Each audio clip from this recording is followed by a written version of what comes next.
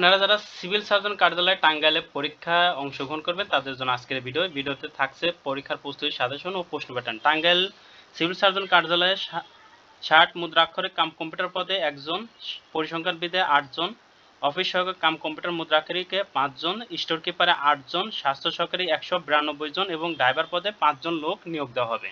তো চলুন আমরা পুরো ভিডিওতে বিস্তারিত আলোচনা করি। তার আগে একটি কথা বলে রাখি, আপনারা যারা স্বল্প সময়ে সেরা প্রস্তুতি নিতে চান তারা অবশ্যই civil surgeon office job review এই বইটির পিডিএফ সংগ্রহ করে নেবেন। পিডিএফ মূল্য মাত্র 40 টাকা। পিডিএফটি সংগ্রহ করতে এই নাম্বারে হোয়াটসঅ্যাপের মাধ্যমে যোগাযোগ করে পিডিএফটি সংগ্রহ করবেন। এখন কথা হলো যে কি কি পড়তে হবে।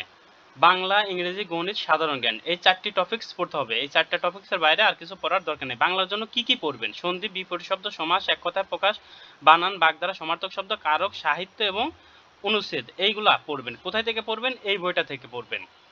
ইংরেজির জন্য idiom, phrase, voice, gender, number, narration, changing sentence, অনুবাদ, preposition, article, right form of verb এবং প্যারাগ্রাফ, এই টপিকসগুলো পড়বেন। আর একটা অ্যাপ্লিকেশন অতিরিক্ত দেখে যেতে পারেন। কোন বইটা থেকে পড়বেন? এই বইটা থেকে পড়বেন।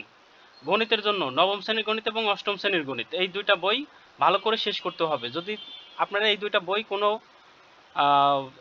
নিজেরা যদি সংগ্রহ করতে না পারেন তাহলে অবশ্যই আমাদের এই গণিত এই পিডিএফটি সংগ্রহ করে নেবেন। আর সাধারণ জ্ঞানের জন্য বাংলাদেশের ইতিহাস, ঐতিহ্য, বঙ্গবন্ধু, ভাষা আন্দোলন এবং মুক্তিযোদ্ধা, এই টপিকগুলো ধরে ধরে পড়বেন এবং নিজ জেলা সম্পর্কেও সীমিত কিছু জেনে যাবেন।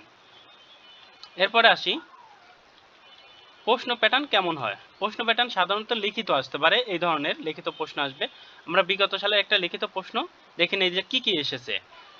বাগধারা এসেছে, এক কথায় প্রকাশ এসেছে, বিপরীত শব্দ এসেছে, বানান এসেছে, সন্ধি এসেছে, তারপরে একটা প্যারাগ্রাফ আছে স্মার্ট বাংলাদেশ সম্পর্কে।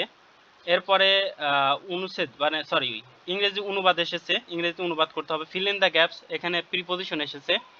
Make the sentence with the following idiom phrase এসেছে। রাইট কারেক্ট স্পেলিং মানে সঠিক স্পেলিং এসেছে। এরপরে আসছে নিম্ন প্রশ্নগুলো সংক্ষিপ্ত উত্তর লেখন, অর্থাৎ এক কথায় উত্তর লিখতে হবে। এক কথায় উত্তরে এসেছে প্রায় 10টার মতন। এরপরে গণিত এসেছে 4টা 5টা এরকম গণিত থাকে। এখন কথা হলো উত্তর কিভাবে করব। উত্তর আমাদের এইভাবে করে আসতে হবে। যেমন এখানে বলা হয়েছে বাগধারাগুলো অর্থসহ লিখুন, আমরা এইভাবে উত্তর করে আসতে পারবো। আর যদি এই পিডিএফটা পড়ি, এই পিডিএফটা পড়লে আর বাইরে কোনো কিছুই আমাদের লাগবে না। তাই বলছি এই পিডিএফটা যে করে হোক ভালো করে সংগ্রহ করে নেবেন। আরেকটা কথা, আপনারা যারা খুব ডিপ্রেশনে আছেন, নিজের জীবনকে খুব হতাশ মনে হয়,